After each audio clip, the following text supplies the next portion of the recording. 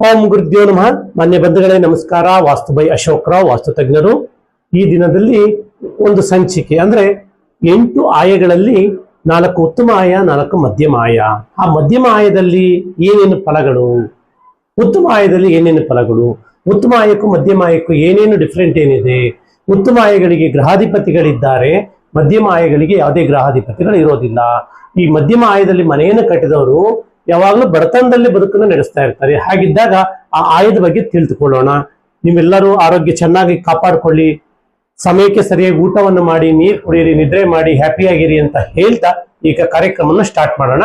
ನೋಡಿ, ಯಾವುದೇ ನಿವೇಶನ ಇರಲಿ, ಈ ಆಯದಲ್ಲಿ ಮನೆ ಕಟ್ಟೋದು ನಿಷೇಧ. ಯಾಕೆ ನಿಷೇಧ ಅಂತಂದ್ರೆ, ಶ್ವಾನಾಯ ಬಂದು ಅದು ಮಧ್ಯಮ ಫಲದ ಆಯ. ಜೀವನ ಮಾಡ್ಬೋದು, ಅದರ ಜೀವನ ಶೈಲಿ ಮಾಡ್ಲಿಕ್ಕಾಗಲ್ಲ. ಈಗ ಒಂದು ನಿವೇಶನ ಇದೆ, ಶ್ವಾನಾಯ. ಈ ಶ್ವಾನಾಯಕ್ಕೆ ಯಾವುದೇ ಗ್ರಹಾಧಿಪತಿಗಳು ಅಧಿಪತಿಗಳು ಇರೋದಿಲ್ಲ. ಈ ಮನೆಗೆ ಆಯುಷ್ ಇರೋದಿಲ್ಲ. ಈ ಮನೆಗೆ ಧನಧಾನ್ಯ ಸಂಪತ್ತು ಐಶ್ವರ್ಯ ಇರೋದಿಲ್ಲ. ದಟ್ಟ ದರಿದ್ರ ಕಾಡ್ತಾ ಇರ್ತದೆ. ಚಂಚಲ ಸ್ವಭಾವದ ಮನಸ್ಸಿನ ಪರಿಸ್ಥಿತಿಯವರಾಗ್ತಾರೆ. ವ್ಯಸನಿಗಳ ದಾಸರಾಗ್ತಾರೆ. ಈ ಮನೆಯಲ್ಲಿ ನೀವೇನಾದ್ರೂ ಈ ಆಯದಲ್ಲಿ ಮನೆಯನ್ನು ಕಟ್ಟಿದ್ರೆ ವ್ಯಸನಿಗಳ ದಾಸರಾಗಿ ಕುಟುಂಬದಲ್ಲಿ ಕಲಹ, ಕಿರುಕುಳ, ತಂಟೆ ತಕರಾರುಗಳು ಮೈ ಮೇಲೆ ಹೇಳ್ಕೊಳ್ಳೋದು, ಕೋರ್ಟು ಕಚೇರಿ ಅಲಿಯೋದು, ಹೊಡೆಯೋದು ಅಥವಾ ಹೊಡೆಸ್ಕೊಳ್ಳೋದು, ಈ ತರ ಪರಿಸ್ಥಿತಿ ಮನಸ್ಥಿತಿ ಪ್ರಾರಂಭ ಆಗುತ್ತೆ. ಹಂಗಂತವ್ರು ಕೆಟ್ಟವರಲ್ಲ.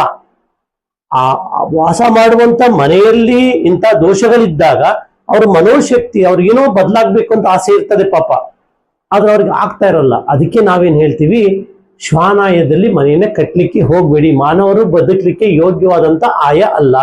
ಆದ್ರೆ ಇದ್ರಲ್ಲಿ ಸ್ವಲ್ಪ ಕೆಲವರಿಗೆ ಇದರಲ್ಲಿ ಸಂತೋಷ ಇದೆ. ಈ ನೀಚ ಕೆಲಸ ಮಾಡೋರು, ದೊಂಬಿ ಮಾಡೋರು, ಕಳ್ತನ ಮಾಡೋರು, ಅವ್ರಿಗೆ ಅದರಲ್ಲಿ ಸಂತೋಷ. ಅದು ಒಳ್ಳೇದು ಕರ್ಕೊಂಡು ಬಂದ್ಬಿಡಿ, ಅವ್ರು ಇರಲ್ಲ, ಅಲ್ಲಿ ಓಡೋಗ್ಬಿಡ್ತಾರೆ.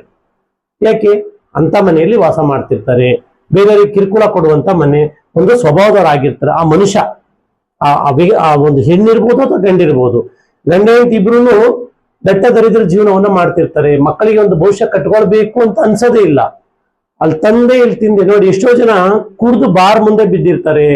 ಅನ್ವಾಂಟೆಡ್ ನ ಯೂಸ್ ಮಾಡ್ತಾ ಮದ್ಯಪಾನ ವ್ಯಸನಿ, ಧೂಮಪಾನ ವ್ಯಸನಿ, ಕಲಹಗಳು ಕಟ್ಕೊಂಡು, ಹೇಳಿದ ಮಾತು ಕೇಳದೆ ಯಾರೋ ಪುಂಡ ಪೋಖ್ರಿಗಳ ಜೊತೆ ಸೇರಿಕೊಂಡು ಹೊಡೆದಾಡೋದು ಅಥವಾ ಯಾರಿಗಾದ್ರೂ ಚುಚ್ಚೋದು, ಅದು ಹಿಂಗೆ ಅನೇಕ ಸಮಸ್ಯೆ. ಅಂದ್ರೆ ಅವತ್ತು ತರಬೇಕು, ಅವತ್ತು ತಿನ್ಬೇಕು, ಅಲಿತಾ ಇರ್ತಾರೆ. ಆಹಾರಕ್ಕೋಸ್ಕರ ಮತ್ತೆ ವ್ಯಸನಕ್ಕೋಸ್ಕರ ಅಲಿತಾ ಇರ್ತಾರೆ. ಈ ಗಾಂಜಾ ಹೊಡೆಯೋದು, ಇವರೆಲ್ಲ ಯಾಕೆ? ಇಂಥ ಮನೆಯಲ್ಲಿ ಆಯದಲ್ಲಿ ಮನೆ ಕಟ್ಟಿದಂತ ಪರಿಸ್ಥಿತಿ ಆಗಿರ್ತದೆ.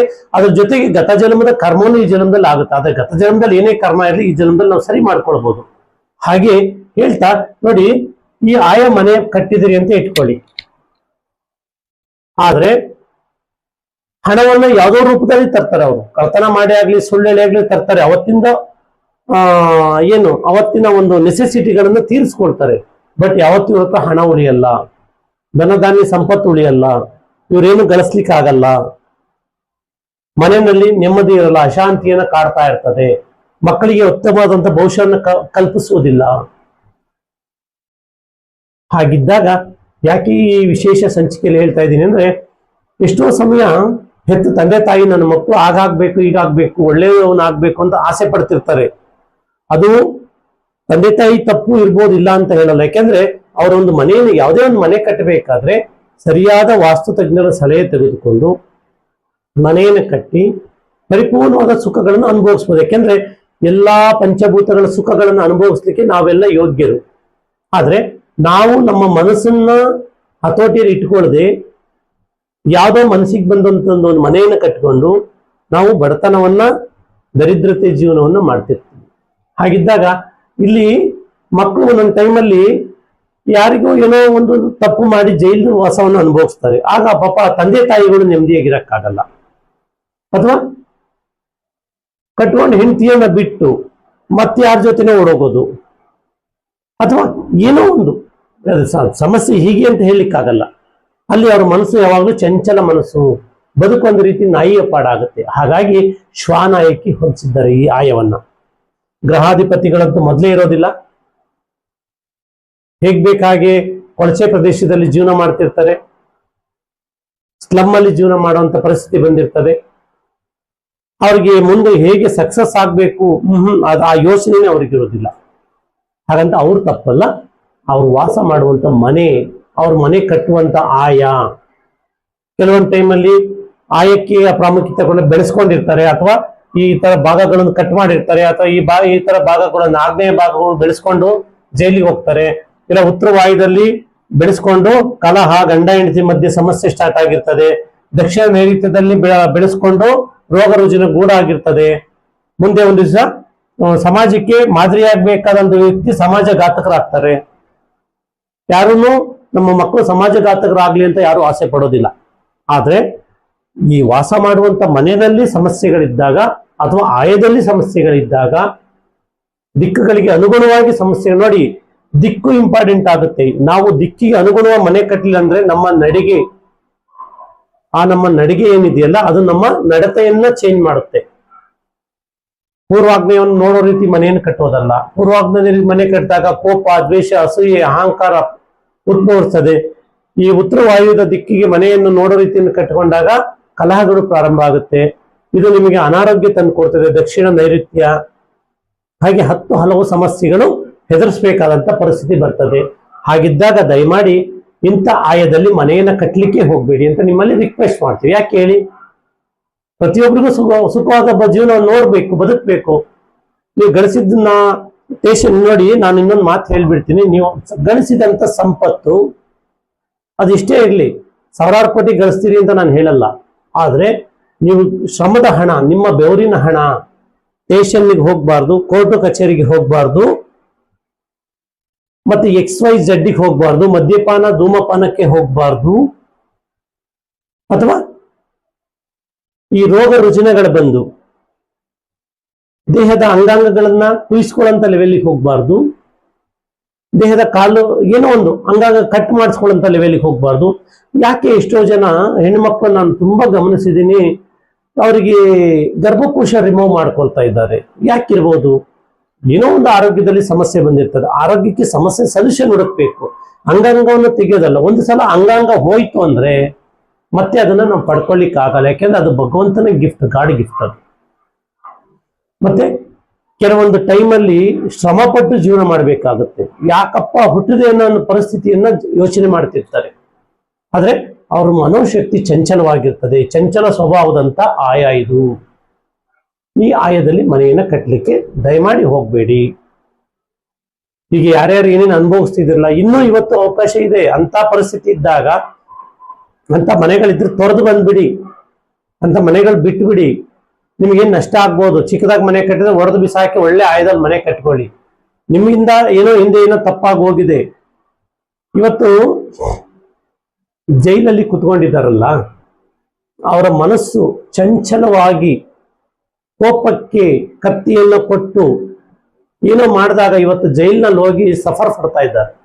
ಅವನು ಶ್ರೀಮಂತ ಇರ್ಬೋದು, ಬಡವ ಇರ್ಬೋದು, ಅವನು ದೊಡ್ಡ ಸೂಪರ್ ಸ್ಟಾರ್ ಆಗಿರ್ಬೋದು, ಅಥವಾ ದೊಡ್ಡ ರಾಜಕಾರಣಿಗಳಿರ್ಬೋದು. ಅದೇ ಒಂದು ಕ್ಷಣ ಯೋಚನೆ ಮಾಡಿದಾಗ ಹಣ ಇರ್ತದೆ ಕೆಲವರ ಹತ್ರ, ತನ್ನ ಮನಸ್ಸು ಚಂಚಲವಾಗಿ ಆತರ ಆಗಿರ್ತದೆ. ಹಾಗಂತ ನಾವು ಯಾರ್ದು ಹೆಸರು ಹೇಳಲಿಕ್ಕೆ ಆಗಲ್ಲ.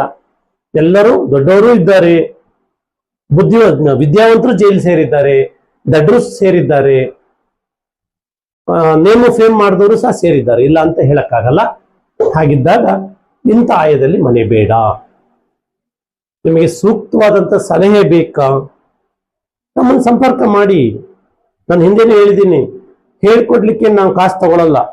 ಬಟ್ ನೀವು ಅದನ್ನ ಕಾರ್ಯರೂಪಕ್ಕೆ ತರಬೇಕು ಅಂದ್ರೆ ಅದರದೇ ಆದಂತ ಫೀಸ್ ನಾವು ಮಾಡ್ಲಿಕ್ಕೆ ಬೇಕು. ಯಾಕೆಂದ್ರೆ ನಮ್ಮ ಕೆಲಸ ಕಾರ್ಯಗಳನ್ನು ಬಿಟ್ಟು ನಿಮಗೆ ನಾವು ಕೆಲಸ ಮಾಡ್ಬೇಕಲ್ವಾ.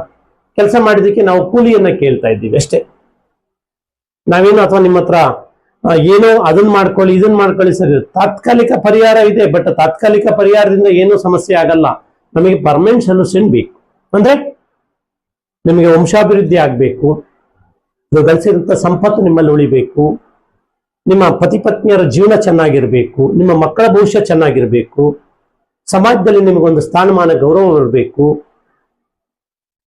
ಎಷ್ಟೋ ಜನ ಗೊತ್ತಿಲ್ಲದೆ ಆಗಿದ್ದಾಗೋಗ್ಬಿಟ್ಟಿದೆ, ಇವತ್ತು ಬದಲಾವಣೆ ಹಾಕೊಂಡಿದ್ದಾರೆ. ಕೆಲವರು ಎಲ್ಲಾದ್ರಲ್ಲೂ ಏನು ಇಲ್ಲದೆ ಬಂದು ಶ್ರೀಮಂತಿಕೆಯನ್ನ ಕಂಡು ಅದು ಚಂಚಲ ಮನಸ್ಸಾಗಿ ಇವತ್ತು ಪಾತಾಳಕ್ಕೂ ಬಿದ್ದಿದ್ದಾರೆ. ಅದ್ರಾಗ ಯಾವ್ಯಾವ ಆಯದಲ್ಲಿ ಮನೆ ಕಟ್ಟಿದ್ದಾರೆ ಅಂತ. ಮನೆ ಕಟ್ಟಿ ಆದ್ಮೇಲೆ ಏನು ಮಾಡೋಕ್ಕಾಗಲ್ಲ. ಮನೆ ಕಟ್ಟೋಕ್ಕಿಂತ ಮುಂಚೆ ನಮ್ಮನ್ನು ಸಂಪರ್ಕಗಳನ್ನು ಮಾಡಿ, ಅಥವಾ ನಿಮಗೆ ಯಾರು ಸೂಕ್ತವಾದಂಥ ವಾಸ್ತುತಜ್ಞರು, ಆಯಶಾಸ್ತ್ರವನ್ನು ಕಲ್ತಿದ್ದಂಥವ್ರು, ಉತ್ತಮವಾಗಿ ನಿಮಗೆ ಮನೆಯನ್ನ ಕಟ್ಟುವಂತ ಒಂದು ಇದು ಹೇಳಿಕೊಡೋರು ಅಂಥವ್ರ ಸಂಪರ್ಕಕ್ಕೆ ಹೋಗಿ ಕಲ್ತ್ಕೊಳ್ಳಿ ಅಥವಾ ತಿಳಿಸಿ ಅಳವಡಿಸ್ಕೊಳ್ಳಿ. ಹಾಗೇನೆ ಶಾಸ್ತ್ರದವರು ಅಥವಾ ನಿಮ್ಗೆ ಏನಾದ್ರು ಹೇಳ್ತಾ ಇದ್ದಾಗ ನೀವು ಸೈಲೆಂಟಾಗಿ ಕೇಳಿಸ್ಕೊಳ್ಳಿ. ಯಾಕೆಂದ್ರೆ ಕೆಲವೊಂದು ಟೈಮಲ್ಲಿ ಏನೂ ಗೊತ್ತಿರಲ್ಲ, ನಾವೇ ಮಾತಾಡ್ತಾ ಇರ್ತೀವಿ. ಆಗ ಇವ್ರು ಯಾಕೋ ಮಾತು ಜಾಸ್ತಿ ಆಡ್ತಾರೆ ಅಂದ್ಬಿಟ್ಟು ಏನೋ ಒಂದು ಹಾಕ್ಕೊಟ್ಟು ಅಲ್ಲಿಂದ ಹೊರಟೋಗ್ಬಿಡ್ತಾರೆ. ಆಗ ನಿಮಗೂ ದೋಷ, ಅದನ್ನ ಸರಿ ಮಾಡದೆ ಹೋದದ್ನಿಂತ ಅವ್ರಿಗೂ ದೋಷ. ಯಾಕೆ ನಿಮ್ಮ ಹಣವನ್ನ, ನಿಮ್ಮ ಫೀಸನ್ನ ನಾವು ತಗೊಂಡಿರ್ತೀವಿ. ನಿಮಗೆ ಒಳ್ಳೇದಾದಾಗ ನಮಗೆ ಒಳಗಡೆ ಸಂತೋಷ ಆಗುತ್ತೆ. ಅದೇ ನಿಮಗೆ ಕೆಟ್ಟದಾಯ್ತು ಅಂದ್ರೆ ಅದು ಕರ್ಮವಾಗಿ ಮತ್ತೆ ರಿಪೀಟ್ ನಮಗೆ ಬರ್ತದೆ. ಅದಕ್ಕೆ ನಾನು ಯಾವತ್ತೂ ಹೇಳ್ತೀನಿ, ನಮ್ಮ ಹತ್ರ ಬಂದ್ರೆ ಟೈಮ್ ಇಟ್ಕೊಂಡು ಬನ್ನಿ, ಯಾವುದು ಅರ್ಜೆಂಟಲ್ಲಿ ಬರಬೇಡಿ. ನಿಮ್ಮ ಸಮಸ್ಯೆಗಳನ್ನ ನಿಮ್ಮ ಬಾಯಿಂದಲೇ ಹೇಳಬೇಕು. ಆ ಸಮಸ್ಯೆಗಳಿಗೆ ನಾವು ಕೊಡುವಂತ ಒಂದು ಸೊಲ್ಯೂಷನ್ನು ನಿಮ್ಗೆ ಇಷ್ಟವಾದ್ರೆ ತಗೊಂಡು ಹೋಗಿ, ಇಲ್ಲ ಇಲ್ಲೇ ಬಿಟ್ಟು ಹೋಗಿ. ಪರಿಪೂರ್ಣ ಬದುಕನ್ನು ಕಟ್ಕೊಳ್ಳಿ. ಯಾಕೆಂದ್ರೆ ಈ ಪಂಚಭೂತಗಳಲ್ಲಿ, ಈ ಬ್ರಹ್ಮಾಂಡದಲ್ಲಿ ಎಲ್ಲ ಸುಖಗಳನ್ನು ಅನುಭವಿಸ್ಲಿಕ್ಕೆ ನಾವೆಲ್ಲ ಯೋಗ್ಯರು. ಆದ್ರೆ ನಮ್ಮ ಹತ್ರ ಹಣ ಇದ್ರೆ ಆರೋಗ್ಯ ಇರಲ್ಲ, ಆರೋಗ್ಯ ಇದ್ರೆ ಹಣ ಇರಲ್ಲ. ಹಣ ಆರೋಗ್ಯ ಎರಡಿದ್ರು ಸಾಂಸಾರಿಕ ಜೀವನವನ್ನು ಚೆನ್ನಾಗಿ ಇಟ್ಕೊಂಡಿರಲ್ಲ. ಅಥವಾ ಇದು ಚೆನ್ನಾಗಿದೆ, ಮೂರು ಚೆನ್ನಾಗಿದೆ, ಮಕ್ಕಳ ಭವಿಷ್ಯದ ಬಗ್ಗೆ ಯೋಚನೆ ಮಾಡಲ್ಲ, ಅಥವಾ ಮಕ್ಕಳ ಭವಿಷ್ಯದಲ್ಲಿ ಏನೋ ಏರುಪೇರಾದಾಗ ನಮ್ಗೆ ಸಮಸ್ಯೆ ಆಗ್ತದೆ. ಇನ್ನೇನು ಸಮಾಜ ತುದಿಯಲ್ಲಿ ಹೋಗಿ ನಿಮಗೆ ಸಿಗಬೇಕಾದಂತ ಸ್ಥಾನಮಾನ ಗೌರವಗಳು ಸಿಗದೆ ವಂಚಿತರಾಗಿ ಡಿಪ್ರೆಷನ್ಗೆ ಹೊರಟೋಗ್ಬಿಡ್ತೀರಿ. ಎಷ್ಟೋ ರಾಜಕೀಯ ನಾಯಕರು ಶ್ರಮಪಟ್ಟು ಹೆಸರು ಮಾಡಿರ್ತಾರೆ. ಅವ್ರು ಯಾವುದೋ ಒಂದು ಪುಟ್ಟ ಮನೆಯಲ್ಲಿ ಅಥವಾ ಯಾವುದೋ ಒಂದು ಪುಣ್ಯವನ್ನು ಮಾಡಿ ಬಂದಿರ್ತಾರೆ. ಅಥವಾ ಯಾವುದೇ ಒಂದು ಕ್ಷೇತ್ರ, ಸಿನಿಮಾ ರಂಗ ಇರ್ಬೋದು, ರಾಜಕೀಯ ಕ್ಷೇತ್ರ ಇರ್ಬೋದು, ಬಿಸ್ನೆಸ್ ಕ್ಷೇತ್ರ ಇರ್ಬೋದು, ಅಲ್ಲೆಲ್ಲ ಏನೋ ಒಂದು ಸ್ವಲ್ಪ ಅವರಿಗೆ ಮಾರ್ಗ ತೋರಿಸಿದ ತಕ್ಷಣ ತಾನು ಬೆಳೆದು ಬಂದ ಹಾದಿಯನ್ನ ಮರೀತಾರೆ, ತಾನು ಬೆಳೆದು ಬಂದ ಮನೆಯನ್ನ ಮರೀತಾರೆ. ದಯಮಾಡಿ ಆ ಥರ ಮಾಡ್ಲಿಕ್ಕೆ ಹೋಗ್ಬೇಡಿ. ಎಲ್ಲರೂ ಸರಿಸಮಾನವಾಗಿ ತೆಗೆದುಕೊಂಡು ಹೋಗ್ಬೇಕು. ಆಗ್ಲೇ ಅದು ನಿಜವಾದ ಸಾರ್ಥಕತೆಯ ಜೀವನ ಆಗುತ್ತೆ. ಹಾಗಂತ ಹೇಳ್ತಾ, ಯಾವುದೇ ಕಾರಣಕ್ಕೂ ಶ್ವಾನಾಯದಲ್ಲಿ ಮನೆಯನ್ನ ಕಟ್ಟಬೇಡಿ ಬಂಧುಗಳೇ. ಮನೆಯನ್ನು ಕಟ್ಟಿದ್ರೆ ಅನಾರೋಗ್ಯ, ಆರ್ಥಿಕ ಸಂಕಷ್ಟ, ದರಿದ್ರತನ, ಚಂಚಲ ಸ್ವಭಾವ, ಹಣ, ಐಶ್ವರ್ಯ, ಸಂಪತ್ತು, ಧನಧಾನ್ಯದಲ್ಲಿ ಶೂನ್ಯ, ಸಮಾಜದಲ್ಲಿ ನಿಮಗೆ ಸಿಗಬೇಕಾದಂತ ಸ್ಥಾನ, ಮಾನ, ಗೌರವ ಯಾವುದು ನಿಮಗೆ ಸಿಗಲ್ಲ. ಯಾರ್ದೋ ಒಬ್ಬನು ಮನೆಯಲ್ಲಿ ಚಾಕರಿ ಮಾಡಿಕೊಂಡು ಅವನು ಅಂದಂಗೆ ಅನ್ನಿಸ್ಕೊಂಡು, ಹೊಡೆದಂಗೆ ಹೊಡೆಸ್ಕೊಂಡು, ಬೈಸ್ಕೊಂಡು ಜೀವನ ಮಾಡಬೇಕಾಗತ್ತೆ. ಅದು ಹೆಣ್ಣೆ ಇರ್ಬೋದು, ಗಂಡೆ ಇರ್ಬೋದು. ಇವತ್ತಿಂದ ನೀವು ಬದಲು ಮಾಡ್ಕೊಳ್ಳಿ. ಕನಸು ಕಾಣಿ. ನಿಮಗೂ ಒಂದು ಸುಂದರ ಕನಸಿದೆ. ಭಗವಂತ ಎಲ್ಲರ ಹಣೆಯನ್ನು ಖಾಲಿ ಬಿಟ್ಟು ಕಳಿಸಿದ್ದಾರೆ. ನಿಮ್ಗೆ ಏನ್ ಬೇಕು ಬರ್ಕೊಳ್ಬಹುದು. ಯಾಕೆ ನಿಮ್ಮ ಹಣೆ ಖಾಲಿ ಇದೆ, ನಿಮ್ಮ ಹಣೆ ಬರನ್ನು ಯಾರು ಬರ್ಕೊಳ್ಬೇಕು? ನೀವೇ ಬರ್ಕೊಳ್ಬೇಕು. ನಿಮಗೆ ಏನ್ ಬೇಕು, ಎಷ್ಟು ಬೇಕು, ಯಾವಾಗ ಬೇಕು, ಯಾಕೆ ಬೇಕು, ಇದನ್ನ ಸರಿ ಮಾಡಿಕೊಂಡು ಸಮೃದ್ಧಿ ಜೀವನವನ್ನು ಮಾಡಿ ಅಂತ ಹೇಳ್ತಾ, ಯಾರು ನನ್ನ ಸಂಚಿಕೆಯನ್ನ ನೋಡ್ತಾ ಇದ್ದೀರಿ, ಇಷ್ಟವಾಗಿದ್ರೆ ಕೊನೆ ತನಕ ನೋಡಿ, ತುಂಬಾ ಜನಕ್ಕೆ ಶೇರ್ ಮಾಡಿ, ಲೈಕ್ ಮಾಡಿ, ಸಬ್ಸ್ಕ್ರೈಬ್ ಮಾಡ್ಕೊಳ್ಳಿ. ನಿಮ್ಗೆ ಆ ಥರ ಒಂದು ಏನಾದರೂ ಸಮಸ್ಯೆಗಳಿದ್ದಾಗ ನನ್ನನ್ನು ಸಂಪರ್ಕವನ್ನು ಮಾಡಿ. ಮುಂದೆ ನಾನು ಅದು ಜೂಮ್ ಸೆಷನ್ ನಾನು ಕ್ಲಾಸ್ ಮಾಡ್ತೀನಿ.